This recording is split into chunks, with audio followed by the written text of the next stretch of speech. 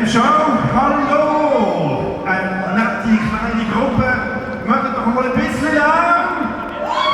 Machen doch nicht mehr Lärm! Wir haben einen wunderbaren Gast bei uns, der momentan gerade die ganze Zeit noch hinter am Gamen ist. Dean Cain. Can you stop playing games and join me here on stage? Come on, man! Make it up for Dean Cain! Hello! Hello! Hello. Hello! Alright. That was impressive. It was. Yeah. I mean, it was my childhood, just like on the back of a string. What do you mean your child? Because you were very small and I was all out. Alright, I'm good. I was in my 20s back then, so. I was in my 20s, okay. How is everybody today? Yeah. Good? Good. I like your shirt. Well done. Yeah, we are here to talk about, we've seen it in the trailer, to talk about Superman. I mean, it's a big part of your life.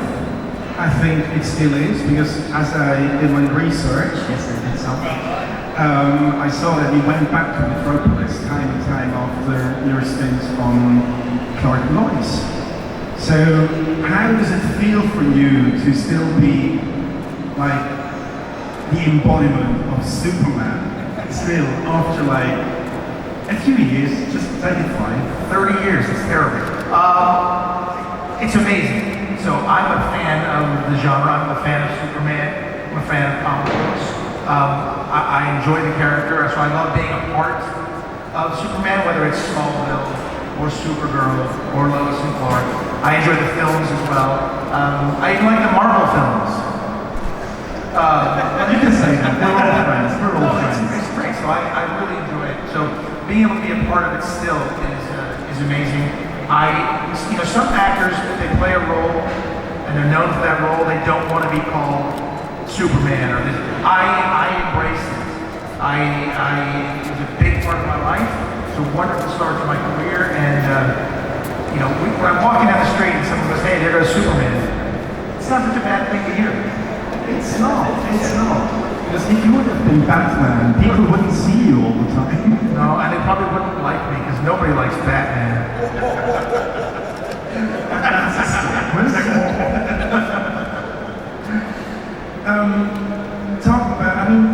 When we talk about TV productions now, and we talk about TV productions in the 90s, you've been on set now, you've been on set back then.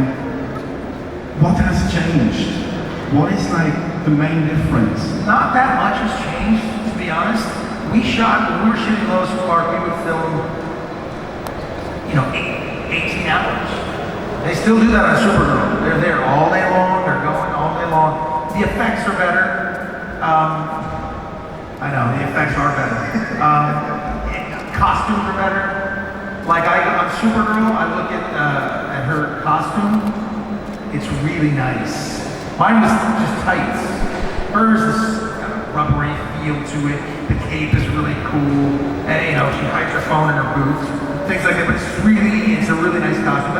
But still, she's working 18 hours a day, and it's the same process. So the process is going faster because it's digital instead of film now.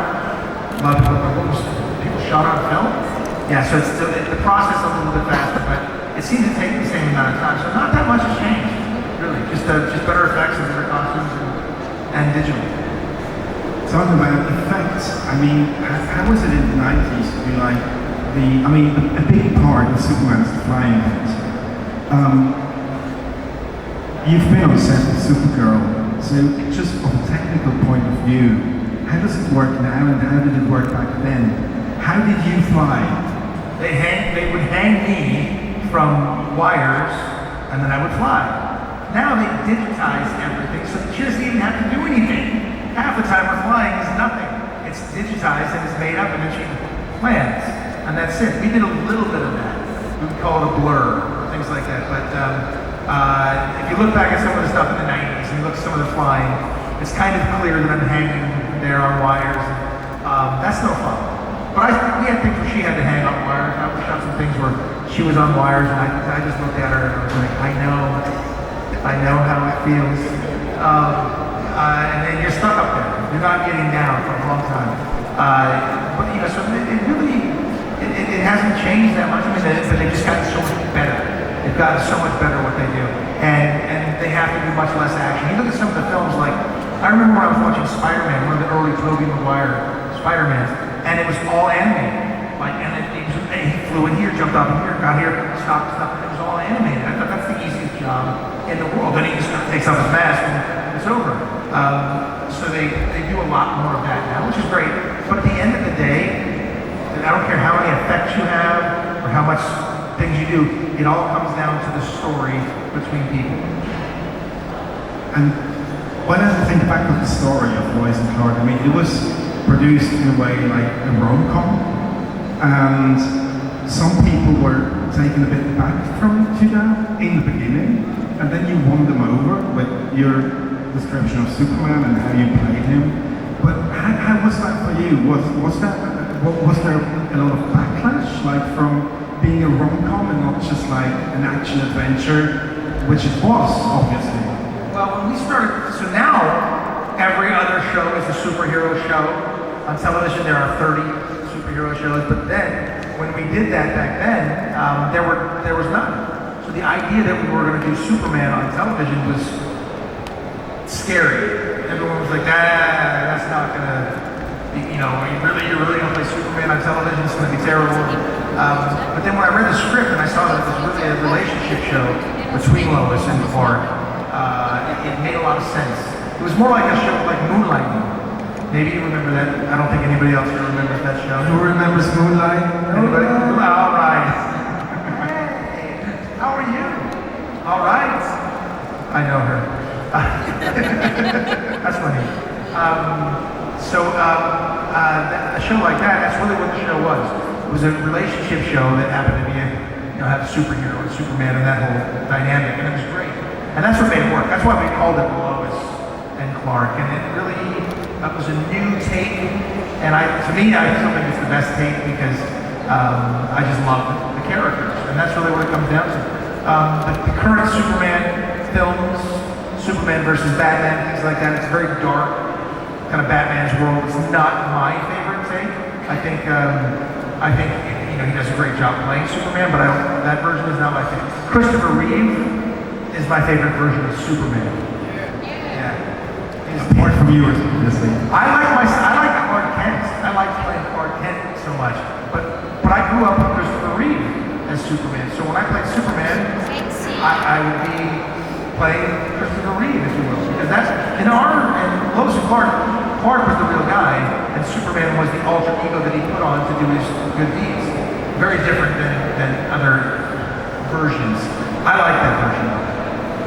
How did it feel for you when you were cast as Superman to know that you have to fill those very big boots that came before you, stomping all over the stages? You know, I didn't look at it in those terms because it doesn't make any sense. It doesn't make any sense for anybody. You're going to play Superman now. And I'm like, what? But the way the character was written, it was very much Clark Kent. And I understood what the character was like, and that made sense to me. So I thought about that, not so much that I was playing Superman. Although I was with my friend right after I got cast. We were skiing. We were sitting on this chairlift and we're going up the hill. And it's very quiet, and the snow is falling. And he looks at me and he goes, dude, for the rest of your life, people are going to call you Superman. What does that feel like? And I was like, I don't know.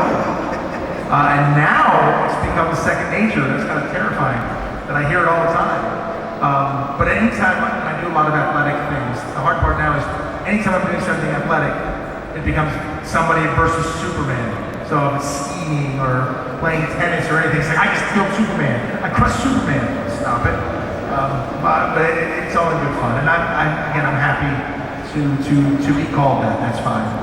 You should have another friend who just dresses as Batman all the time, so you can have those one-on-one-offs together. Well, so Batman versus Superman, by the way.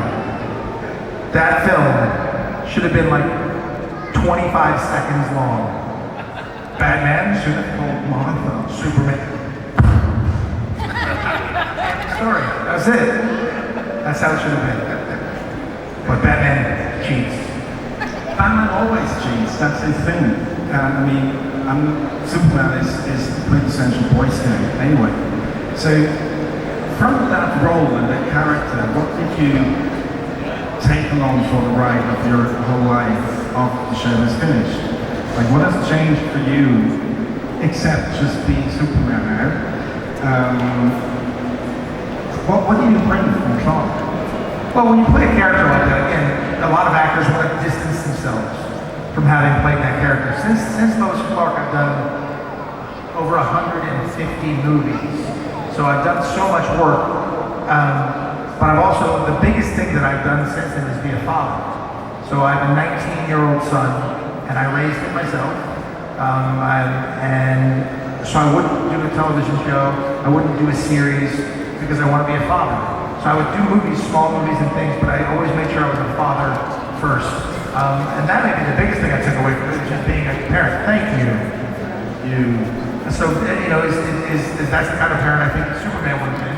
I tried to do my best with that, but for me, you know, carrying the character around, no one's ever going to measure up to Superman. There's just no possible way, so I don't even attempt or try to be anything like Superman. I just be the best person I can, but it really had nothing to do with shooting the show. I mean, there's just no way. There's just no way you can be Superman. It can't happen. So you just mentioned that you did a lot of like big parts, small parts, or small series. I never said big parts.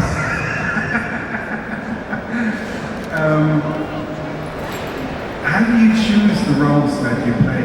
Because now, as you mentioned, there's nothing like Superman coming along, probably.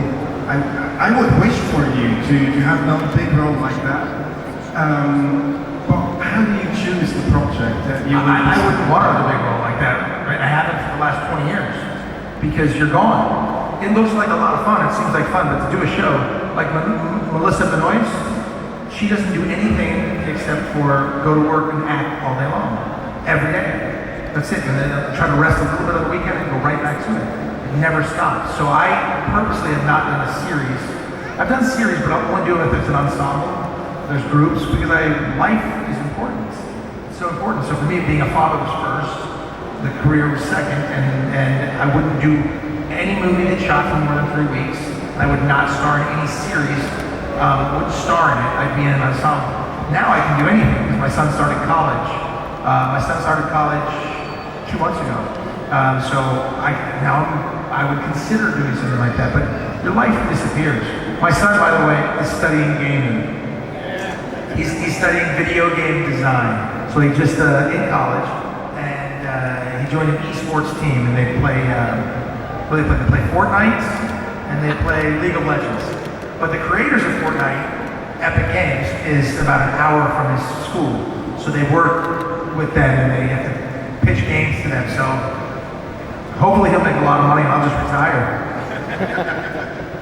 That could be an idea, to just like have a character with your voice in Fortnite. I mean, there's so many characters. Yes, I would say yes. Except that, you know, you have so many great voice actors here, and it's amazing. Voice actors are incredible. They're totally different than, I mean, like Jim Peary was on Lois and Clark. I mean, he's both.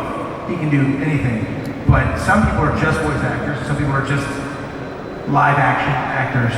My voice doesn't translate so well on the video games. I don't have that voice like those guys. I can't play 9 different characters and do different things. But I'll play me.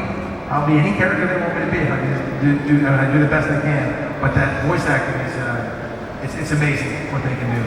But you dabbled in voice acting as well. Of course, dabble. It's fun to do, but I realized how like high and tinny my voice is. I don't have one of those voices, you know. I'm Batman. That sounded quite good though. Who can't do that one? True. Actually, I want to ask the audience if they can do a good, like, no, let me rephrase that. How does Superman sound? Because when I think of the show back then, I have the distinct feeling that when you played Clark, you played your voice slightly different than when you would play Superman. So, how did you do that, or how did it work for you? Well, when I was playing Clark, I was basically just being me, in that sense, using my everyday voice and being very earnest And to play Superman, I would just pretend I was Christopher Reeve. Pretty simple. And he always had that very stern sort of voice, but that's really what it was. It was as simple as that. It's like this commanding voice, but still in a nice way. In a nice way. But that's what Christopher Reeve was like. I mean, again, he was my Superman. He was, and that's one of the things. I wish I had met the man. I never had a chance to meet him.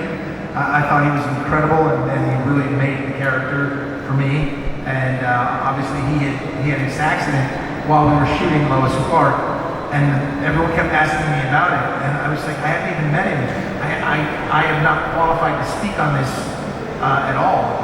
And I wish I had met him after that, though. But he was the first one to go and do Smallville, you know, from his wheelchair, and that was incredible. And as much as it's a tragic story, the way he handled everything, I think, was a story of such strength and that is the true essence of Superman. So again, you know, for me, it's always Christopher Reeve for so many reasons, including that. Of all those other parts that you play, is there like one part that's sticking out to you, like in the memory where you think, I nailed something there, I haven't nailed in another show before? I nailed something like this? Yes. Oh yeah, sure, of course. Oh, there's so many of those. I mean, some of my favorite projects that I've done, you know, to play opposite Denzel Washington in Out of Time was amazing, and I love doing it. Great guy. I think he's the best actor out there.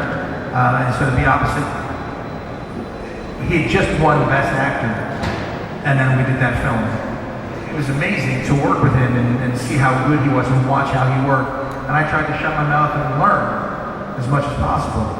And because acting is reacting, but he made it so easy because he was so good. That was great fun. I love doing that. I did a film called The Broken Hearts Club that I loved so much still, and it was just a great small film filled with lots of wonderful actors.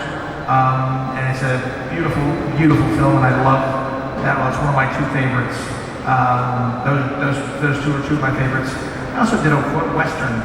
Playing in a Western is great fun because, you know, you're wearing a cowboy hat, riding horses and things like that. But as an actor, you know, your favorite project is the next one that you're about to do.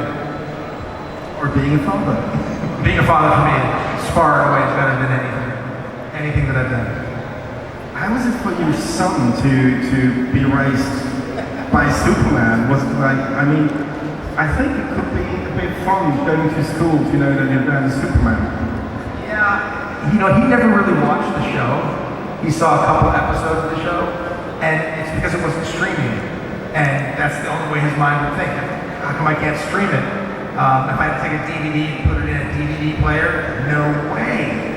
That's so old. That technology is so old. He's such a millennial. I know, it's incredible. But then it was streaming on something, so we watched a few episodes. He goes, hey, it's pretty good. I was like, well, thank you, son of mine. But it makes for a lot of jokes for him. You know, even in college, they call him Son of Superman. He takes it with a grain of salt, but he likes to be his own person. He's proud of his dad, but he certainly doesn't want to have that moniker, Son of Superman, on him. Nobody calls him Kal-El or anything like that, so it's good. Some people who have a little cheeky sense of humor might, but you know, I imagine it's pretty intimidating, though, to some degree, if you're going to say your dad is Superman. But fortunately, I think he thinks I'm such a good father that to him I am Superman. I hope so. That was actually a very, very, very good answer.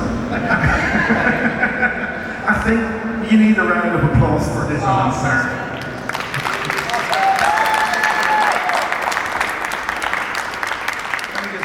What I find out now with our talk, and what really strikes me as being quite special, is to have someone who has achieved a level of fame and just taking a step back to enjoy life and to enjoy like all the things that are not concerned with acting. I think this is really impressive because there's so many people chasing fame like nowadays with Instagram, social media and whatnot. So to have someone who's just like, no, I was fine. This is what I wanted to do and this is what I did. So I really like that. Well, thank you, and I'll say this to people who are chasing that sort of fame. it's not, to me, I don't care about that. Because what really matters is family. What really matters is the people that you have around you. Because you could have an accident like Christopher Reeve, or you could fall from grace, or something can happen. And there's the people who know and love you are going to be there for you forever. Fame is very fleeting. I've seen so many superstars come and go and have nothing, because that's all they live on. And that's a very hollow thing. It's not very concrete. So for me, family is first. You know, family is everything. And my son, I did not expect my life to go that way, but the moment my son came into my life and was there, I just knew that's my focus. And now that he's 19 and barely talks to me because he's so busy with college, it's allowing me to focus back on filmmaking and do more things. And I mean, I produce, I write, I direct, I do all sorts of different things. I make documentaries. So I have another documentary coming out this year. I have a project that I wrote and I'm producing and directing and starring in. Starts in November. So I can really focus more on my work because I don't have to make him breakfast, lunch, and dinner and pick him up from school and I did everything. I coached every team. I was there I'm leaving here actually, and I'll go back to visit him in college. So I'm very excited to see him again. It's been about a month. The longest I've ever gone without seeing him. It's hard. I talked to him today though, so I'm happy. Yes. But fame is it's not about fame. And for anybody who's out there thinking about that, that's not the be-all end-all, I promise you. Your family and your loved ones and other people, that's what's most important. You just mentioned that you write stuff yourself. I wrote episodes of Lois and Clark. Exactly, that's what I was implying on. Okay. I've been a writer for a long time. So how did it feel for you to write your own stuff, like to write your own version of Clark? It's so much fun. I started as a writer. I love writing. It's just storytelling, and that's what filmmaking is. It's storytelling. So I wrote a couple of different episodes. One episode I wrote was a Christmas episode because I love Christmas. I love when families get together, and I love how messy it is, and how there's always somebody who's annoying, and they're happy to see someone else, and life changes. But you have that nostalgia of family together. So I wrote a Christmas episode, which was great fun. And then I wrote an episode that was about virtual reality, which back then was like, oh wow, oh. Now of course, half of the kids are living in virtual reality. I mean, this whole thing, you know, all the gaming and all that stuff. So I wrote something there which was fun to do for the show because we could break the rules, because it wasn't real. It was in virtual reality. So I got to kiss Carrie Hatcher more than usual, and that was fun. You slide on. Well, you know, during the audition process, one of the things that happened was I was cast, and then they hadn't cast Lois yet, and there were 10 different girls. And I'd gone to network and I'd seen Terry, but I didn't work with her. I worked with 2 other girls. I was cast, and I didn't know who to cast for Lois yet. She was the only one they sort of kept from that group. And then we had to film a scene, and we had to shoot it. Well, we had to do it for the network, audition a scene where Lois is a little intoxicated, and she decides that she's going to come into Clark's room and sleep with him. So she opens the door, kisses him on the mouth, and then tries to seduce him. This was my audition scene. 10 different girls. It's terrible, just awful. So every girl would come through the door, kiss me on the mouth, and then try to seduce me. I was like, this is the greatest job in the world. But I will be honest, I think Terry Hatcher was the best Lois Lane ever. She was the best in the, somebody didn't want to say it. She was the best in the audition, and honestly, she was the best kisser. And that's very important. So girls and guys, if you want to land the part, be a good kisser. Always be a good kisser. If you're going to be kissing like every episode, you better be a good kisser. She was a fantastic kisser. So that's important to know. I mean, relationships have ended on things like that. Think about it. Someone's not a good kisser. Everybody probably has a story. They're like, ooh, yeah, well, she was a great kisser. So for you guys out there who are wondering, she was fantastic. It was 5 years that he played Superman. For 5 years. There must be some funny episodes while shooting a 5-year stint of a series with so many guys who are on the show all the time. Can you share some stories about this time? I could spend 3 hours telling stories. We have 3 hours of time. All kinds of things are happening. We have incredible guest stars, people like Raquel Welch, Tony Curtis, like superstars in Hollywood from the golden age. We had a lot of people who were young, who made their first appearance, like Denise Richards came on for the first time, and I wrote that episode, and so there's so you're welcome, right? So there's so many things that happen. I mean, when Raquel Welch came on the show, and I had to kiss her, I called my dad. I was like, Dad, yeah, I just kissed Raquel Welch. He was like, what? My child just did it? Things like that was fun. We had a lot of fun on the show. It's cliche to say it, but you become a big family because you spend 18 hours a day with the same people all day long, and so you get to know each other very well, and there's always great fun. One of the things that's great about Comic-Cons and things like that is you never get to hear from fans about how the show affected them, or if they grew up with the show, if they watched it with their mother or their father.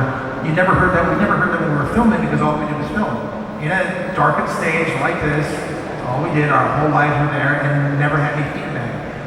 When I go to Comic-Cons now, and people tell me stories about how the show affected them, or maybe it helped them get through a project or a problem, or they watched it with their mom or their grandmother or somebody, and it's the most rewarding thing to think, because you give up 4 years, you give up your life, and to have it affect so many people, it's a really humbling, very wonderful thing to hear. It is. So, if anybody has any stories, please tell them to me when you see me. I want to hear stories. I do. So, talking about that, he will be here for autographs and for photographs as well.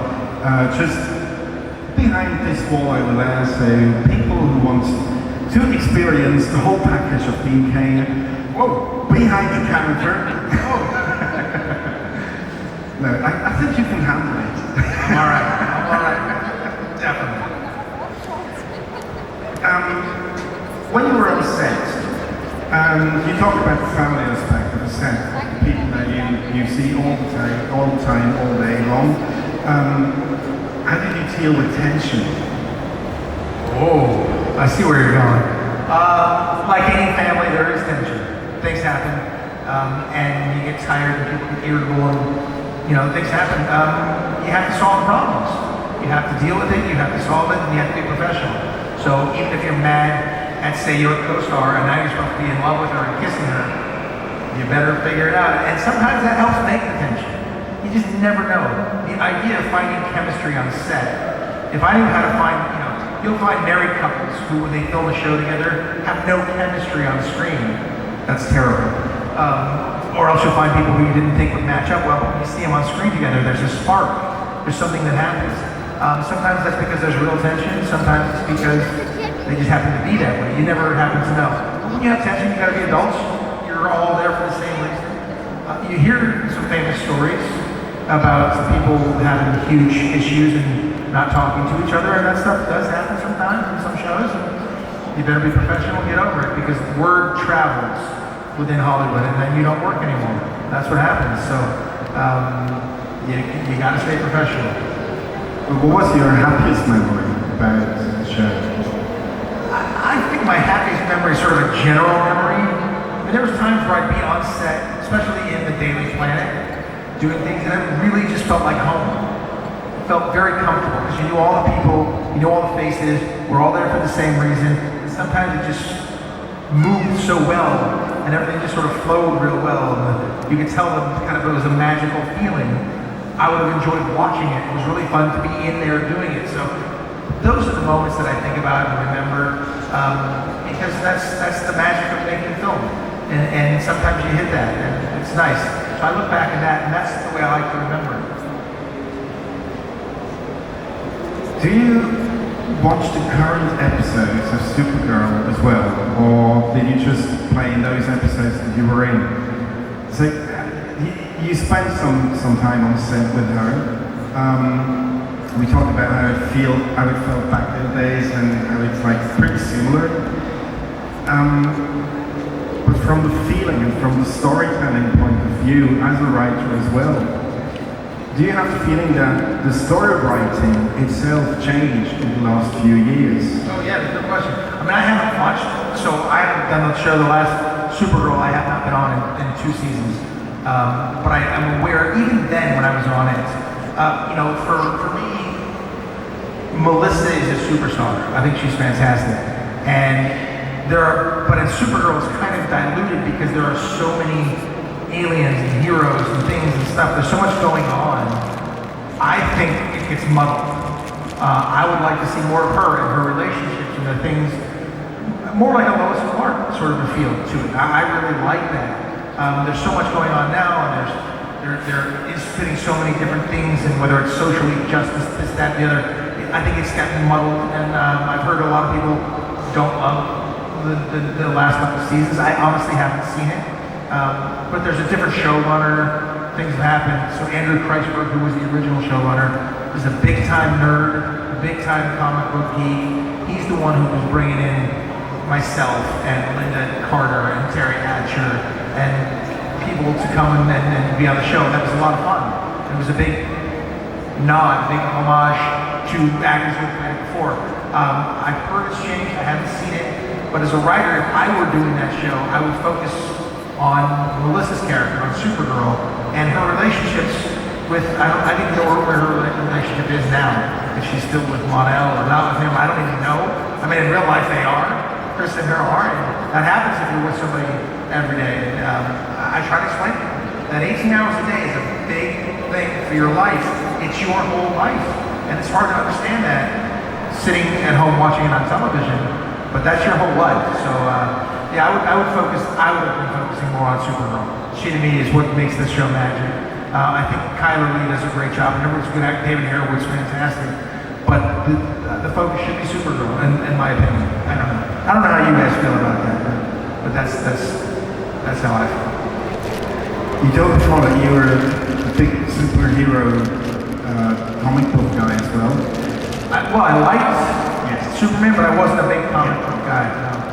But if you could take any story that you've read or any story that you came across, what kind of story would interest you personally in doing a TV series on as a writer? Playing as being the actor or to write? I mean, writing, I write anything. I write all kinds of different things. It just depends. So I've written 35 films, motion picture scripts and things.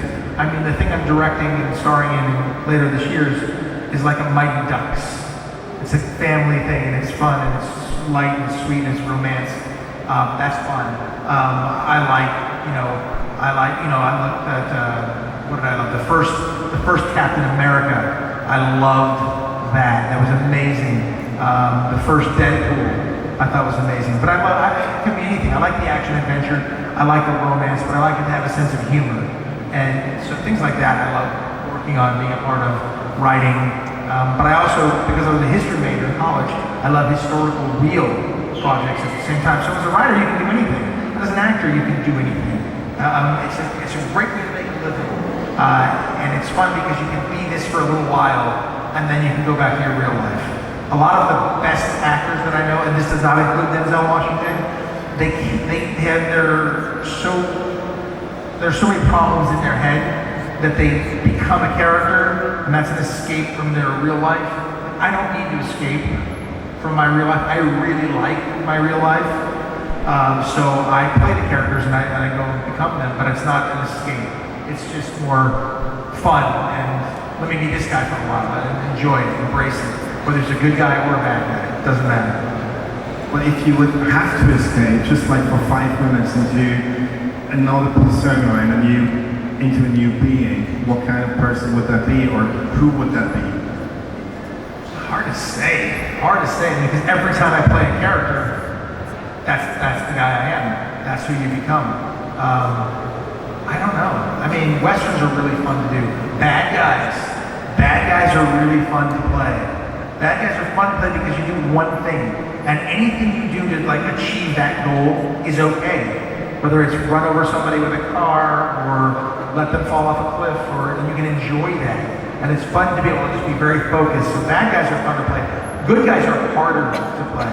and I'm much more of a good guy, so it's fun to play against type and be a bad guy for a while and enjoy it. That's always fun.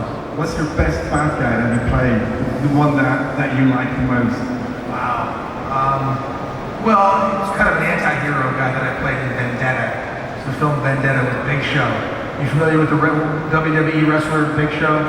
He's 7'1". I know like the logo. 400 pounds. He's a big guy. They call him Big Show. I had to fight him all the time, but it's a gory, bloody, beat 'em up kind of movie, which I enjoyed. That was great fun to do as a bad guy. But then I guess that's one of my favorites. I guess. And you play a bit of a cad. Like I did a western where I played a bit of a cad, but lovable guy. That's a lot of fun too. You know, it's just different aspects of your own personality. Or like, you'll find actors love to watch people because they're always trying to pick up something from this person.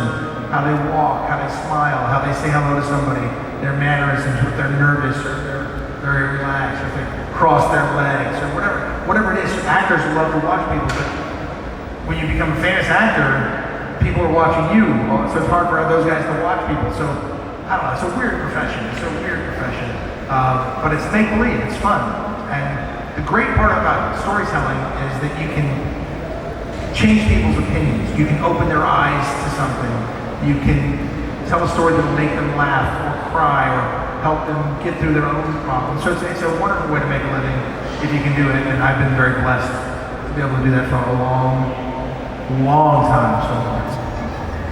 It's not that long. It's been 5 years. It feels like 5, but it's been 30 something. That's scary. Yeah. It's scary. 30 years. That's a very long time. Really. Yes. This is a very long time. I agree. Do you still remember the first time you did this job? Of course. What was that? It was terrifying. You know, it was terrifying being an actor. You know, it's weird. Some actors are so comfortable just being actors, but then you get them on a talk show and they have to be themselves, and they're very nervous. They're terrible. They're very uncomfortable because they need the script and the words for them and becoming the character. So when I was first becoming another character, I was terrified. It's a scary thing, especially playing something like Superman. It's like, will people like me as this guy? You know, and I'm Japanese, so I'm English and Japanese, and I looked different than any other Superman was there. So I didn't know if people would accept me and want that, or if they would pick on me for that. So you just don't know. You want to be liked as the actor, especially if you're playing Superman. Batman, who cares? Nobody likes Batman. So, but you know, you can be Batman and be flawed. It's hard as Superman. So it was a terrifying thing to step into a big role like that. And also, a television series is a big company. It's a big, you know, 150 people on there. If you have a cold or you're sick or you're late, you can't shoot. There's a huge responsibility for that. So there's a lot to it. But I was terrified the first time I was able to, even do a small role, you know. But then it becomes, you don't even think about it anymore, and then you just do it. It's not for everybody. I promise you, it's not for everybody. You talked about your future project that you will be doing. Does it have a name so we can look it up and we can invest before it comes out? I'll do 2 movies and a television show before I even shoot this. But it's a film called Little Devils. That is currently the name.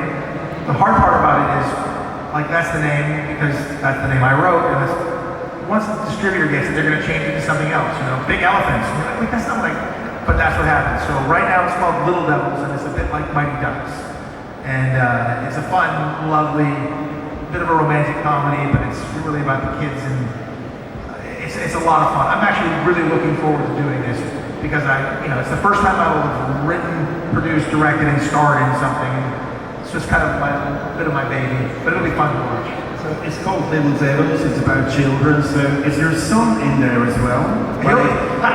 Did you write stories of your son in the script? Not particularly, because it's about girls, little girls. But listen, my son was a little devil, so that's fair. But it's about little girls, so not so much. But he'll come and be in the movie. I promise you that. When I'm shooting something, he's like, "Dad, can I be in it?" I'm like, "Yeah, sure, whatever." He'll deliver the coffee. "Here's your coffee, sir." You know, he gets to do that. It's fun. But yeah, I didn't write Little Devils and anything to do with him. But hopefully it'll be a big success, and you never know. You never know. That's the fun part of this business. You never know, but you have a very good view on life. It doesn't really matter. This is what we discussed before. Yes. And with this, I thank you so much for a lovely time up here on stage. Please give it up for Dean Cain. Hey!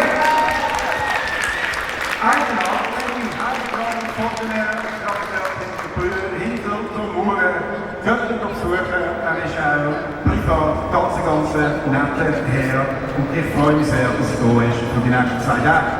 Ciao zusammen und bis nächstes Mal auf der Bühne. Bis nachher. Wir sehen uns bald. Thank you so very much. Thank you guys for listening to me. Come over and ask me some questions.